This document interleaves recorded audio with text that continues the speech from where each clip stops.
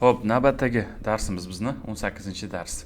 Sarf bo'limidan ismi olatni o'tamiz. Ismi olat bu narsaning nomi, asbob uskunaning nomi. Muzori harflari tushirilib, uning o'rniga mi harfi keladi. Mim harfi. Mi degan kasra bilan keladi. Tarjimada biror ishni bajarish uchun asbob bo'ladi. G deb tarjima qilsa bo'ladi, ko'pincha endi doim emas u. Ismi olat masalan quyidagi vaznlarda keladi. Buni vazni bor. Mif'alun vaznida kelishi mumkin, mif'alun vaznida kelishi mumkin, mif'alatun vaznida kelishi mumkin. Buni o'sha lug'atlar hal qilib beradi. Ya'ni siz birorta so'zni olib majburlab bitta vaznga solib qo'ya olmaysiz, lekin neytral vazni mif'alun vazni. Masalan, mif'alunga minsharun tushadi. Nasharo aralamoq, minsharun arra. Fataha ochmoq mif'alunga tushganda miftahun bo'ladi. Kanasi shupurmoq managa tushadi. Mif'alatunga, miknasatun. Ikkilik shakli ani bilan yasaladi. Bunda ham ko'plik shakli esa mafa'ilu vaznda hosil bo'ladi. Ikki xil buniki ham. Midrobun masalan, midrobani, madoribu. Madoribu bo'lishi ham mumkin, madoribu bo'lishi ham mumkin. Xo'p, demak, ismi olat nima desa, asbob uskuna nomi deydi. Qurol yaroqlarni hosil qilishlik uchun foydalaniladigan vazn bo'ladi. Xo'p, noib foilga o'tamiz. Nahv qismimizda noib foil nima? Noib foil foilning o'rinbosari. O'zi biz bularni nimaga o'tayapmiz desak, biz bularni ismlar qachon rof holatda kelishligini bilib olishligimiz uchun o'tayapmiz. Biz xohlagan vaqtda so'zlarni harakatsiz o'qishligimiz uchun bizga grammatika, nahv kerak bo'ladi. So'zlarning oxirgi harakatlarini nahv, ichkisini sarf. U majhul shakldagi fe'ldan keyin keladi. Majhul darajani bildik, o'tdik. Mana kataba bo'lsa kutiba, darosa bo'lsa durisa, yadrusu bo'lsa yudrosu, shuni singari. Albatta majhuldan keyin keladi.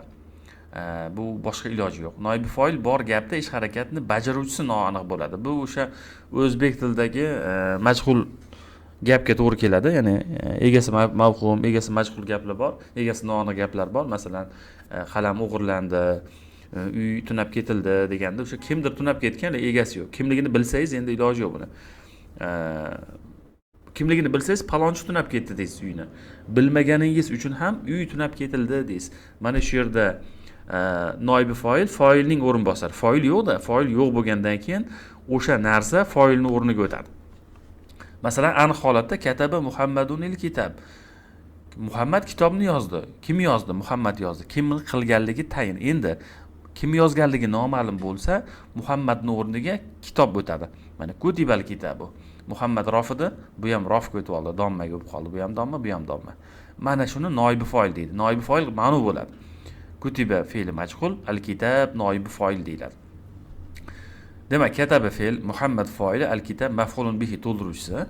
Kutiba endi fe'li majhul. Agarda mana bu noib foilni gapga o'zgartirsak, gapni majhulga o'zgartirsak, al-kitab kitob noib foil bu. Ya'ni foilning o'rinbosari. Foilning o'rinbosari degani foil yo'q vaqtda uni o'rniga o'tib turadi. Ko'pincha bunda o'sha o'zbek tilidagi yoki mana arab tilidagi to'ldiruvchilar majhulga o'tganda noib foil bo'lib o'tadi. Mana endi to'ldiruvchi edi, ega kelsa buni oldiga noib foil bo'lib o'tadi. Masalan, dars yozildi desa, kutiba darsni qo'yasiz. Quriya kitob masjidda o'qildi, palon narsa palonda qilindi deganlarini mana shu yerga qo'ysangiz gap hosil bo'ladi. Hop, quyidagi so'zlarni to'g'ri tartibda joylashtirib gap hosil qiling deyilyapti. Mana bu yerda to'g'ri joylashtiradigan bo'lsangiz, ma'noli gap hosil bo'ladi. Bularni arabchaga tarjima qilishingiz kerak. Bularni noib foillarni qo'ysangiz, bu yerda gaplar hosil bo'ladi. Xo'p, shuni biz demak noib foil der ekanmiz. Yozgi ta'til haqida matn bor. Fi otlatis sayf. Endi pastida menimcha so'zlarni berganligi uchun tarjima qilib bersam ham bo'laveradi-yu, lekin mayli qilib beraman. Yoz faslida yaxshisi qilib bermaganim ma'qul. Chunki so'zlar hammasi bor ekan, romdullari yo'qmikin desam, endi bir darajadagi o'quvchilar buni tarjima qila olishingiz kerak-da va qo'shimcha mana bu yerdagi birikmali lug'atlar ham bor, bularni ham yodlab qo'yasiz. Hop, asosan grammatikaga plus matnni multik shakli bor. Bularga e'tiborli bo'lib, bardavom bajarishingiz kerak.